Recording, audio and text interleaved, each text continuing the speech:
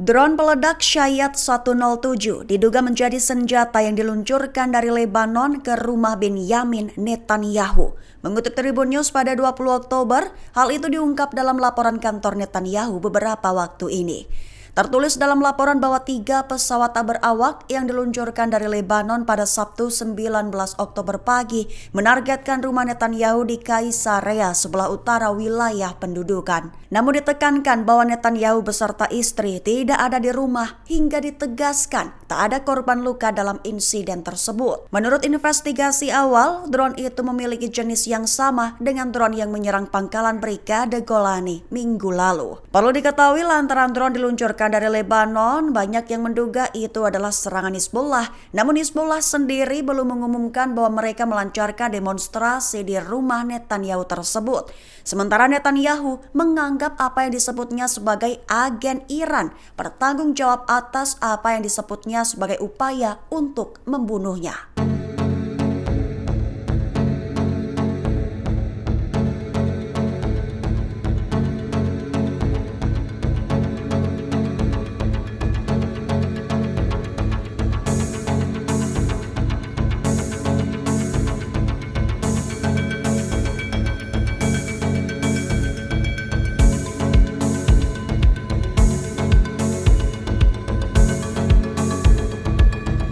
Hizbullah menjadikan Haifa Israel sebagai target utama operasi sejak Sabtu 19 Oktober 2024. Hizbullah lontarkan rentetan roket jarak jauh ke garis depan perbatasan Israel-Lebanon. Mengutip Al-Mayadin pada 20 Oktober, serangan Hizbullah itu merupakan serangkaian operasi Khaibar.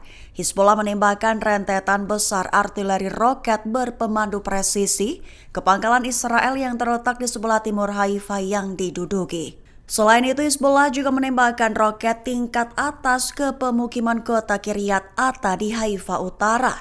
Selain roket jarak jauh, pertahanan Hizbullah juga berhasil melawan pasukan Israel di Lebanon Selatan, serta melakukan aksi penembakan terhadap pasukan Israel yang ditempatkan di dekat perbatasan Lebanon-Palestina. Selain lokasi tersebut, lokasi militer Al-Malikiyah, Shlomi, Al-Baza, Al-Marj, dan kota-kota perbatasan Aita, Al-Shab, Sheba, dan Farkila menjadi sasaran salvo roket pada kesempatan terpisah.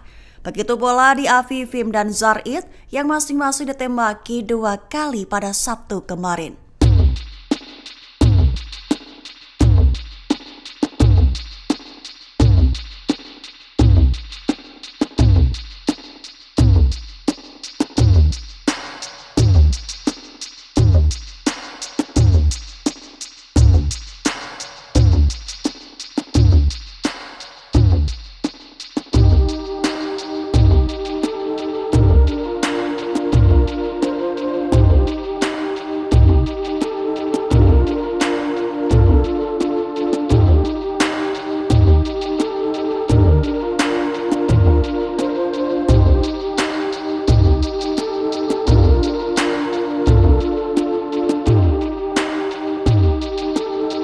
Yahya Sinwar dikabarkan masih bertempur selama 18 hari sebelum mati di garis depan mahakaryanya di Rafah, Operasi Banjir Al-Aqsa. Dikabarkan juga bahwa Sinwar menolak menjauhi medan perang, bersikeras melawan dan mati di garis depan. Mengutip Al-Mayadin pada 20 Oktober, hal itu diungkap dalam laporan sumber utama dengan tanpa disebutkan namanya baru-baru ini. Lebih jelasnya, Sinwar selaku Kepala Biro Politik Hamas telah disarankan untuk menjauh dari medan perang namun menolaknya. Sinwar bersikeras untuk melawan, bertempur, dan mati di garis depan pertempuran melawan Israel. Diklaim oleh sumber utama bahwa Sinwar telah berperang melawan Israel di Rafah selama 18 hari.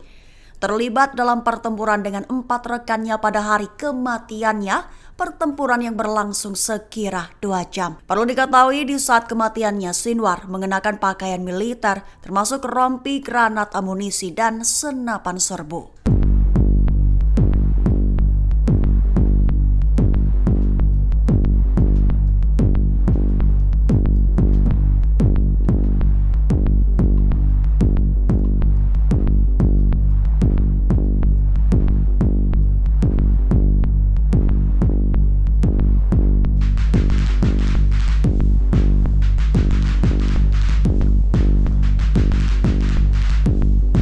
Benyamin Netanyahu bersumpah akan menyerang Beirut secara besar-besaran dan brutal seusai kediamannya dibom 3 drone. Mengutip Tribun News pada 20 Oktober, respons Netanyahu itu diucap tak lama seusai mendengar kabar rumahnya di Kaisarea dibom. Netanyahu bersumpah akan melakukan balasan, menyebut bahwa serangan musuh adalah kesalahan besar. Bersumpah akan membuat Iran dan proksinya membayar mahal serangan Hizbullah yang menargetkan kediamannya tersebut. Sementara Netanyahu menyebut bahwa Iran dan proksinya sebagai dalang, Iran sendiri tegas memberikan bantahan. Iran dengan tegas membantah terlibat serangan pesawat nirawak Hizbullah Lebanon yang menghantam kediaman sang Perdana Menteri. Sementara itu, juru bicara Kementerian Luar Negeri Iran Ismail Baghai juga mengecam Israel karena menyebarkan kebohongan sebagai praktik yang sedang dan terus dilakukan oleh rezim Zionis dan para pemimpin kriminalnya terkait tuduhan terhadap Iran.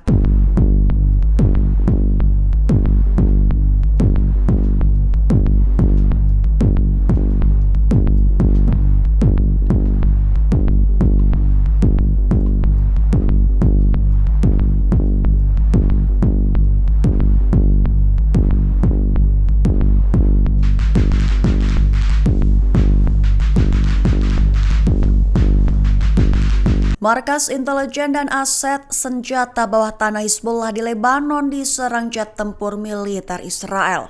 Selain itu dilaporkan ada aksi di mana IDF menembak mati komandan Hizbullah Al-Hajj Abbas Salamah. Mengutip Sky News, pada 20 Oktober IDF melaporkan bahwa jet tempurnya melakukan serangan ke target Hizbullah di Lebanon pada 20 Oktober pagi waktu setempat. Menurut IDF, serangan tersebut menargetkan pusat komando intelijen Hizbullah dan fasilitas senjata bawah tanah di Beirut. Namun belum diketahui apakah markas tersebut mengalami kerusakan atau hancur. IDF hanya menyatakan bahwa berbagai langkah telah diambil untuk meminimalkan resiko terhadap warga sipil, termasuk beri peringatan dini. Selain itu, IDF mengonfirmasi bahwa mereka telah berhasil membunuh Al-Hajj Abbas Salamah, seorang komandan senior di front selatan Hizbullah yang terlibat dalam serangkaian serangan teror terhadap Israel. Dua orang lainnya, Rada Abbas Awada dan Ahmad Ali Hussein, juga disebut telah dieliminasi. Awada dikenal sebagai pakar komunikasi senior Hizbullah. Sementara Hussein menjabat sebagai kepala unit manufaktur senjata yang bertanggung jawab atas pengembangan persenjataan strategis Hizbullah setelah menjalani pelatihan di Iran. Namun belum jelas apakah ketiga tokoh tersebut tewas dalam serangan di markas tersebut atau dalam operasi terpisah, dan Hizbullah belum memberikan komentarnya.